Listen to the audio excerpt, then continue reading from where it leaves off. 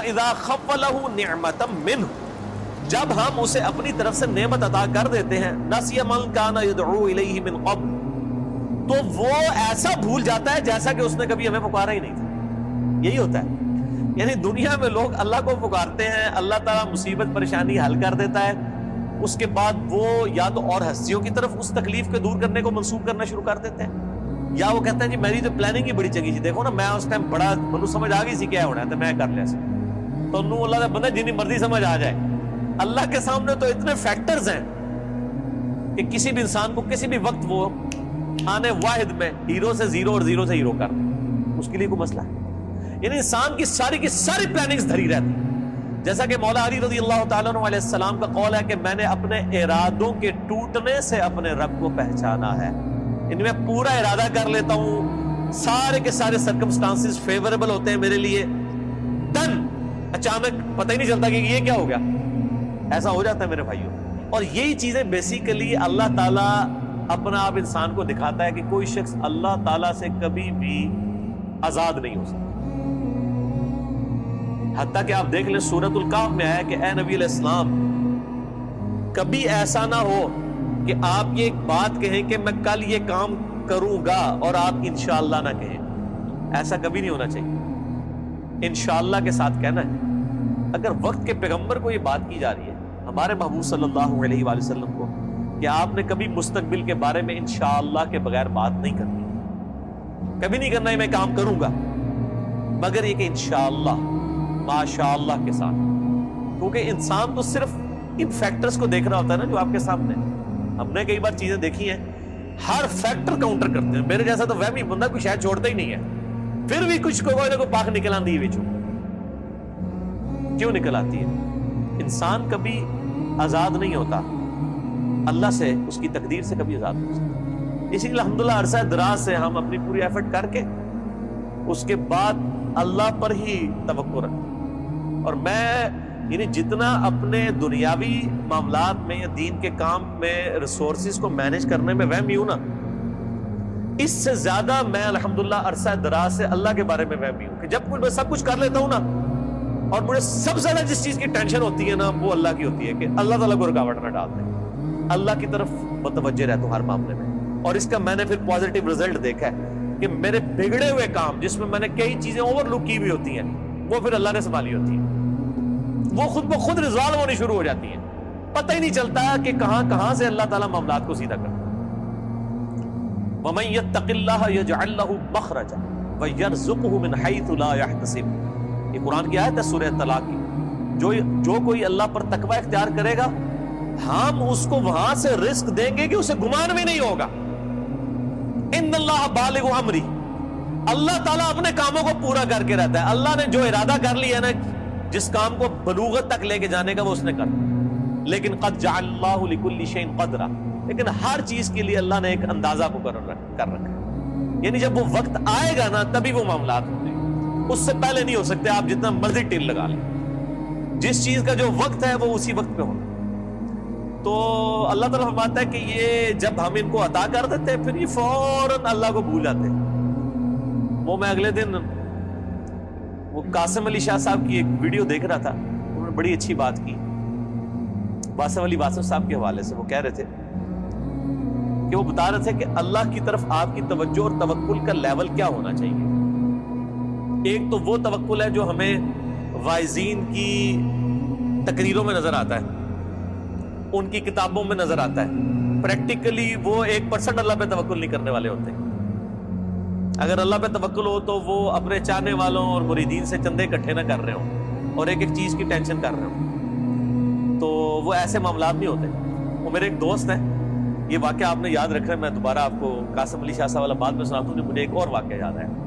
میرے ایک دوست ہیں تو وہ کہتے ہیں کہ میرے ساتھ ایک پیر صاحب کے بیٹے جو ہے نا وہ کالج میں پڑھتے تھے، تو وہاں پہ کافی وہ عرس وغیرہ لگتا تھا، بڑے دور دراز سے لوگ آتے تھے، تو کہتے ہیں کہ وہ جب جن دنوں میں عرس ہوتا تھا نا تو وہ پولیس کو بار بار فون کر رہے ہیں کہ جناب سیکورٹی کا بڑا خیال رکھنا ہے لوگوں دی جی، یعنی یہ لوگ آتے ہیں، پچھلی بار بھی آیا ہو گیا سی ہے کی ہوا سی جیب کٹ گئی تھی، میں نے دیکھا کہ پیر خانے پہ یا عرس پہ لوگ جا رہے ہوں، لوگ ان کو وہاں پہ مار رہے ہوں کہ یہاں ادھر کیا کرنے آئے ہیں، وہ تو بیچارے بڑے کمزور لوگ ہیں جو عرصوں کے خلاف ہیں، نہ ان کے پاس یہ کیپیبلٹی کہ وہ مارنے والے تو دوسری پارٹی ہیں.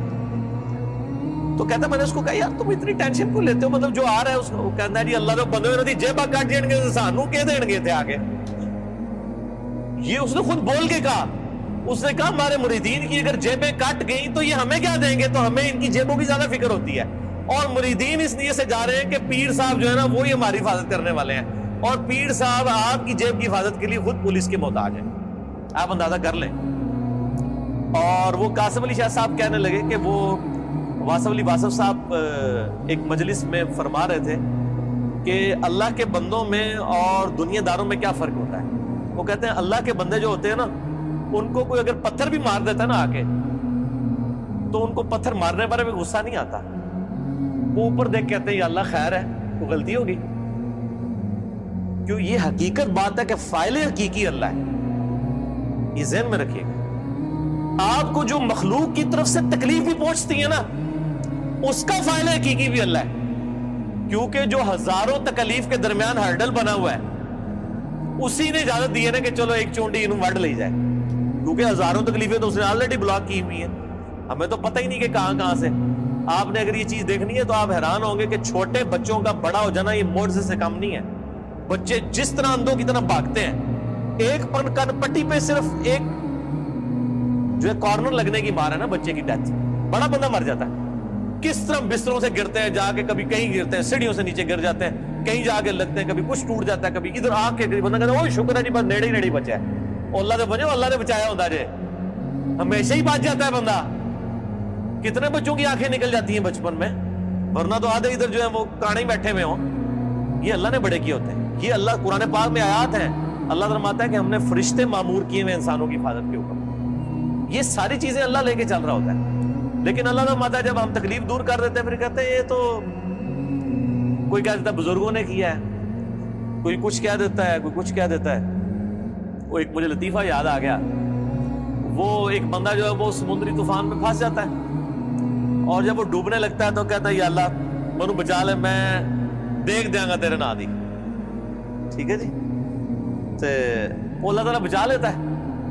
تو وہ پھر کنارے آ کے کہتا ہے جی وہ تو پھر ظاہر ہے اس نے مکر ہی جانا ہوتا ہے. جو اللہ تعالیٰ فرماتا ہے کہ جب ہم ان کی تکلیف دور کرتے ہیں پھر یہ بھول جاتے ہیں ہمیں. تو کنارے پہ پہنچ کے آتا ہے کیڑی دیکھ، کوئی دیکھ شیک نہیں ہو. تو وہ پھر ایک اور ہچکولا اس کو آتا ہے تو پھر وہ سمندر میں کہتا ہے نہیں یا اللہ میں پوچھ رہا تھا مٹی کے لوڑی. ٹھیک ہے، کیڑی دیکھ تو مراد ہے مطلب نہیں، یہ اللہ نے تو نہیں دھوکہ دیتا جا سکتا ہے، دنیا ہی دھوکہ دیتا جا سکتا ہے کہ میٹھی دیکھ یا نمکین. تو یہ وہی چیز ہے. اللہ تعالیٰ فرماتا ہے کہ یہ جب ہم ان کی تکلیف دور کرتے ہیں تو اس طرح بھول جاتے ہیں کہ جیسا کہ ہمیں کبھی پکارا ہی نہیں تھا. وَجَعَلَ لِلَّهِ أَنْدَادًا، اور اللہ کے مقابلے پہ اور ہستیاں کھڑی کر دیتے ہیں کہ یہ انہوں نے کیا ہے. بچہ اللہ نے دیا ہوتا ہے، کہتے ہیں نہیں وہ ان کی وجہ سے ہوا ہے. لِيُضِلَّ عَنْ سَبِيلِ، تاکہ بہکا دیں اللہ کی راہ سے. حقیقت بات ہے کہ یہ شیطان انسان کے دل میں یہ وسوسہ ڈالتا ہے کہ یہ فلاں کی وجہ سے ہوا ہے. آپ ہندوؤں کے پاس چلے جائیں وہ بھی یہی کلیم کرتے ہیں کہ جی ہم فلاں مندر میں گئے تھے تو ہمیں اولاد ہوگی، حالانکہ اللہ دے رہا ہوتا ہے. لیکن شیطان جو ہے وہ اینڈ ٹائم پہ ایسا وسوسہ ڈالتا ہے کہ انسان اور ہستیوں کی طرف اسے منسوخ کرنا شروع کر دیتا ہے. ہم نے تو کئی ایسے دیکھے ہیں جو لوگوں کو بچے دے رہے ہیں لیکن خود بے اولاد ہوتے ہیں. ان کو کہیں آپ کیوں نہیں اولاد ہو رہی؟ سورہ شورا کا آخری رکوع پڑھ لیں. اللہ فرماتا ہے اللہ جسے دیتا ہے بیٹے دیتا ہے، جسے چاہتا ہے بیٹیاں دیتا ہے، جسے چاہتا ہے دونوں دیتا ہے، اور جسے چاہتا ہے محروم رکھتا ہے.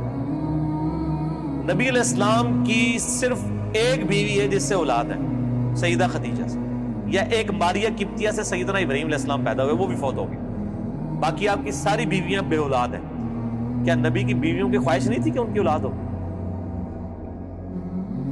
اللہ کی مرضی. سیدہ عائشہ محبوب ترین بیوی ہیں، جوانی کی عمر میں بیوہ ہوئی ہیں، کوئی اولاد نہیں ہے. اللہ ان کو ایک بچہ ہی دے دیتا کہ حضور کے بعد انہوں نے 47 سال تک زندہ رہنا تھا، کہ چلو ان کی ایک دل جوئی کا معاملہ ہو جاتا کہ 18 سال کی عمر میں بیوہ ہو گئی ہیں. ایک بچہ ہوتا تو ان کی زندگی بھی اس کے سارے گزر جاتی. نہیں، یہ اللہ کے فیصلے ہیں. قل تمتع بکفرک قلیلا، اللہ کا اس پہ غضب دیکھیں. اللہ فرماتا ہے نبی ان سے فرمائیے کہ یہ جو تم کفر کر رہے ہو نا اور یہ جو لطف اٹھا رہے ہو ہماری نعمتوں سے کہ تمہیں ہم کوئی نعمت دیتے ہیں تو تم اور ہستیوں کی طرف منسوخ کرتے ہو, اٹھا لو تھوڑی دیر کے لیے دنیا کی زندگی میں, انک من اصحاب النار, پھر تو مرنے کے بعد دوزخیوں میں ہی شامل ہوگا انسان. یہ سنگولر کے سیغے سے نا ایز اے ڈاکٹرین یہ لفظ استعمال ہو رہا ہے کہ تو اٹھا لے جو کچھ تو نے نفع اٹھانا ہے دنیا کی زندگی میں, تو منسوخ کر لے مخلوق کی طرف, پھر تو نے مر کے نا ہمارے پاس جب آنا ہے تو آگ ہی تیرا مقدر ہوگی, دنیا میں تو نے جو کچھ کرنا تھا وہ کر لیا.